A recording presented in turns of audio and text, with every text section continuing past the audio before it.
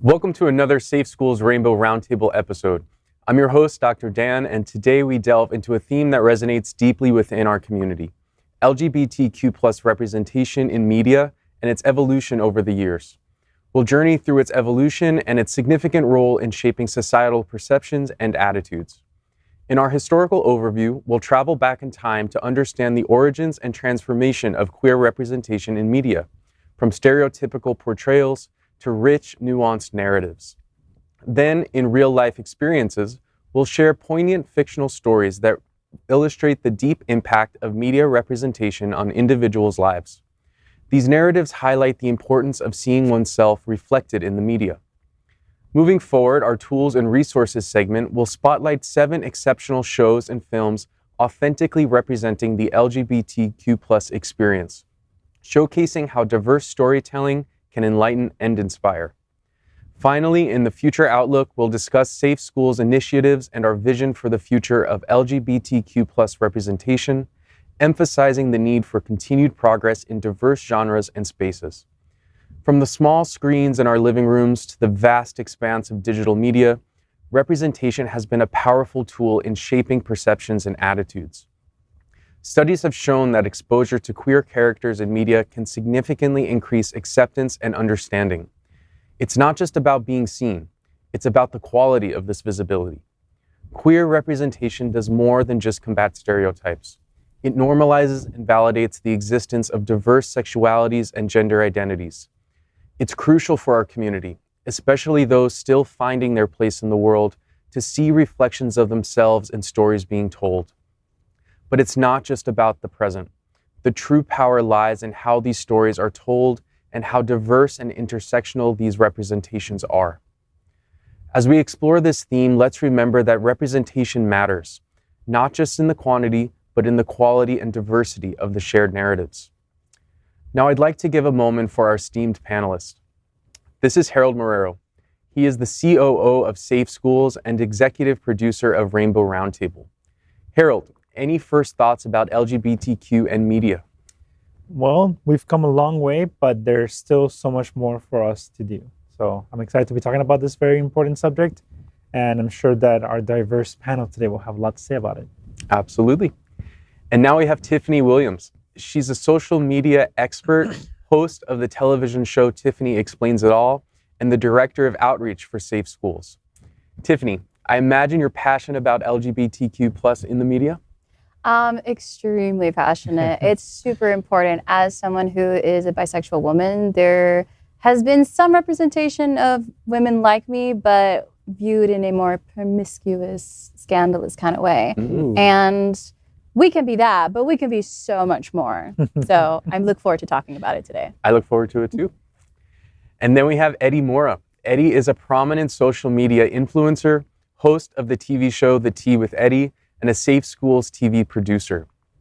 Eddie, any thoughts on the tea of LGBTQ+ and media?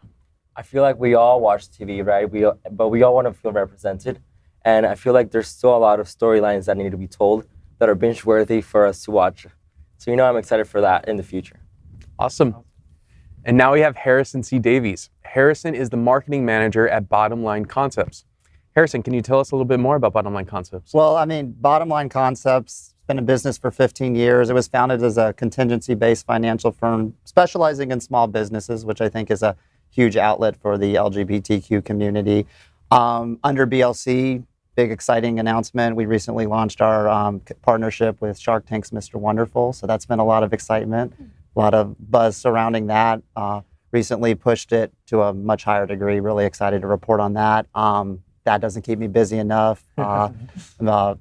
Serve on the alumni board on my alma mater, Miami Country Day School, where I went for 13 years, and I'm a committee member at the Miami Children's Museum and Ellie's Army. So I'm just excited for you guys to have me here. Busy guy. Yeah.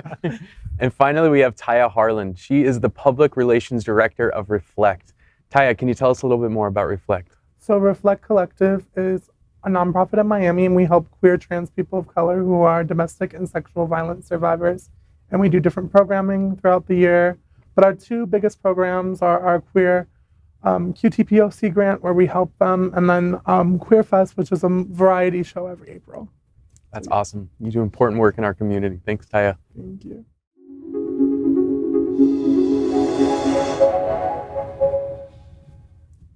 Now let's journey back in time in our next segment, Historical Overview, where we explore the roots and evolution of LGBTQ+ representation in the media. As we embark on our historical overview of LGBTQ+ representation in film and TV, it's important to remember the journey hasn't always been easy or straightforward. The landscape of LGBTQ+ representation in the media has been a tumultuous one.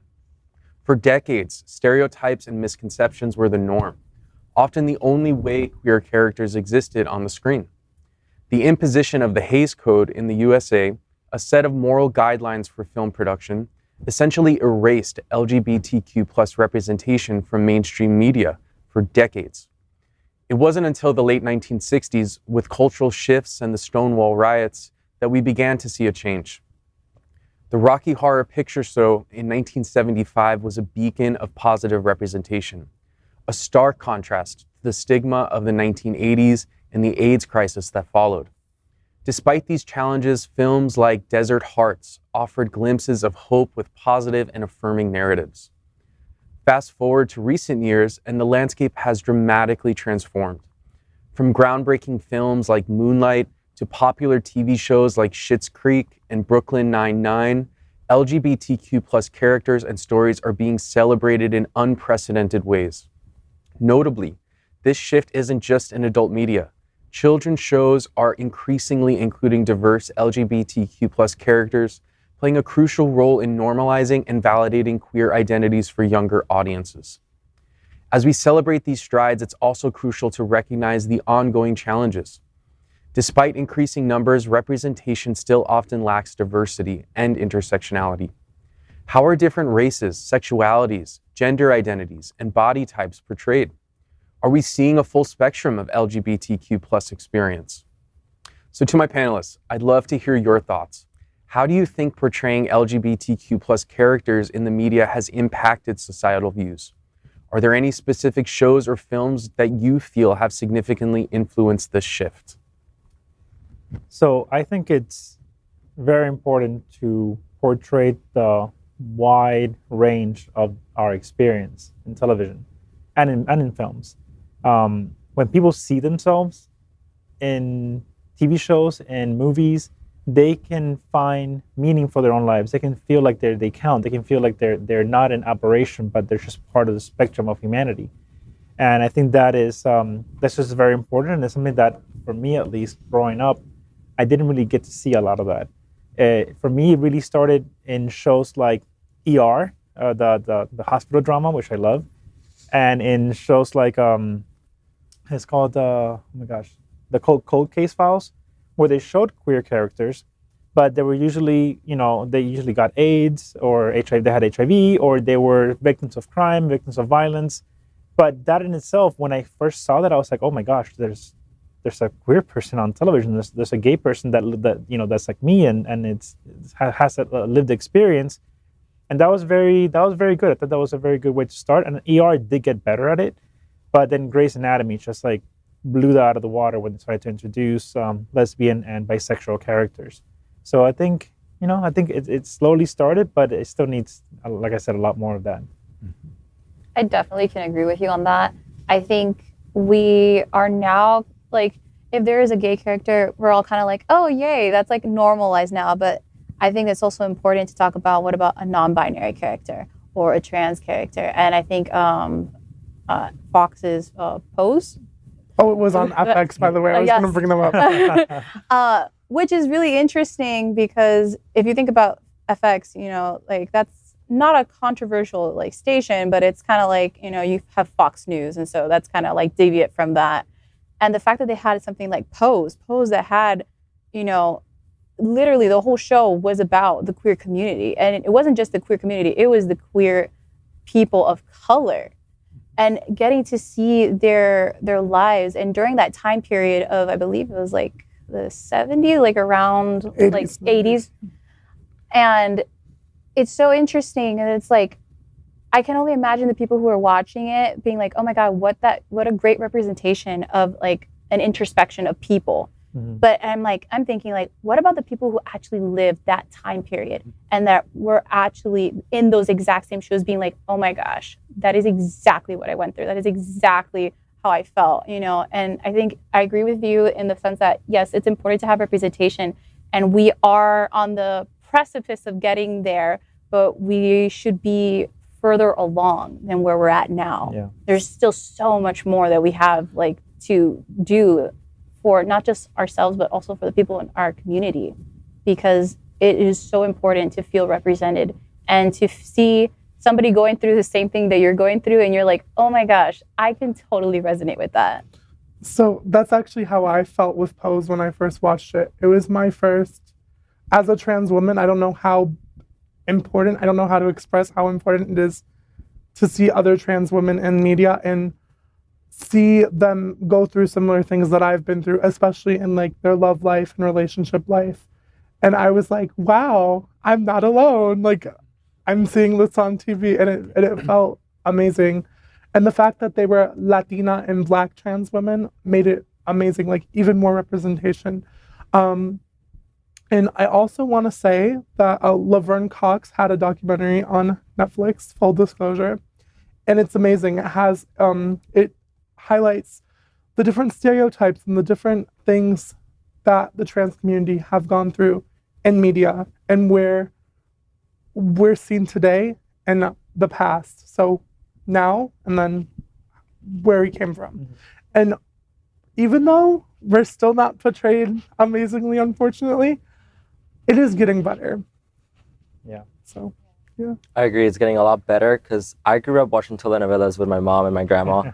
And there has always been gay characters, but they've always been the comic relief. They've been the salon, the hairdresser, you know, like that make people laugh. Or they, and then it kind of did more harm than good for me because I was like, if I come out, like my mom's going to think I'm going to be like that. Or they're going to make fun of me. So my mom didn't want me to come out to my family. But now it's getting better.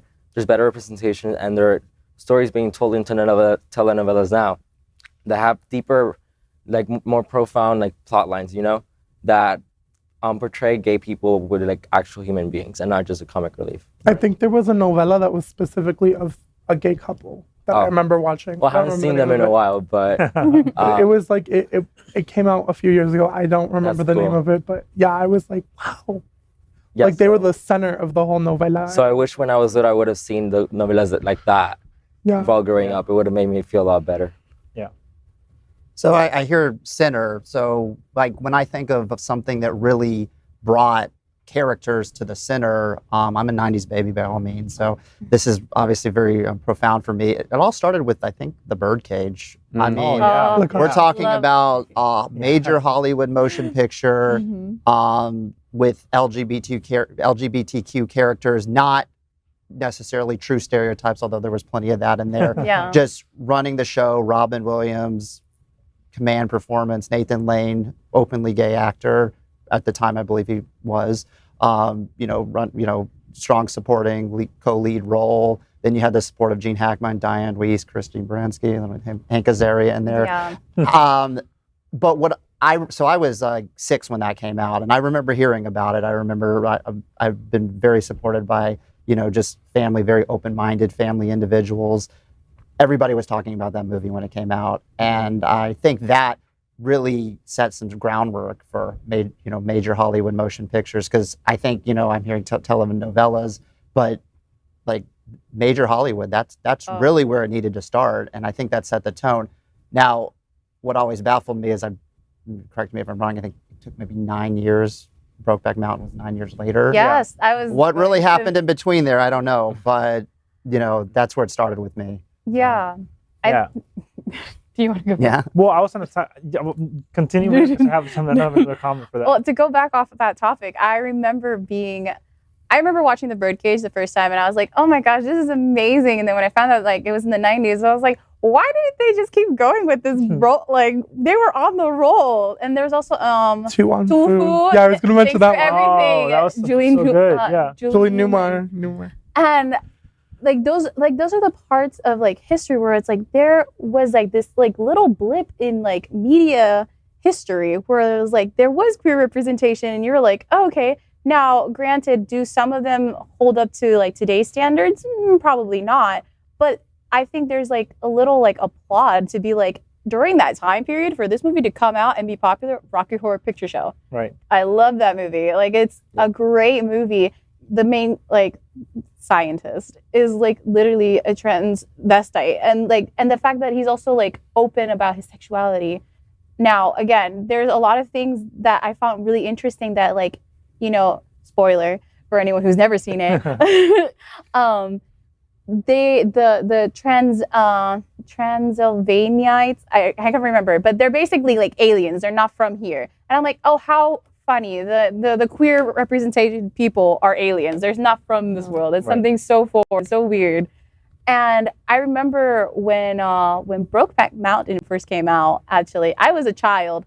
And I remember like the adults just talking about it like, no, because, you know, it's about two men together. And I was just like, why is that such a big deal? Like, I didn't understand. And when I actually watched the movie, I felt like so heartbroken, because I was like, oh my gosh, like they just like, that's so sad that they can't even like express themselves. Right.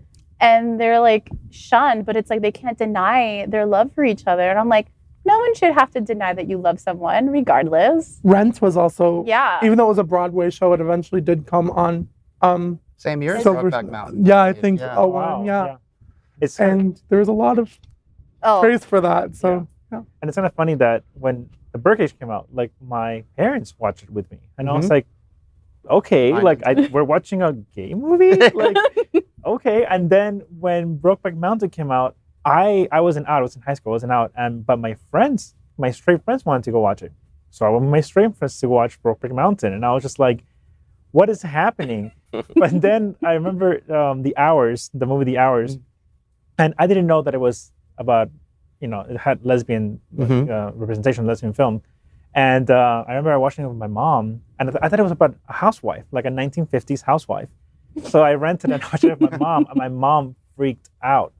And I was like, why do you freak out about The Hours, but yet we're watching The Birdcage? Like that doesn't make no sense for me. But I think it's also like, it's incredible to go from The Birdcage, you know, and like how it was very much, okay, this is that world, this is this place, and it's very much concealed in Miami Beach culture.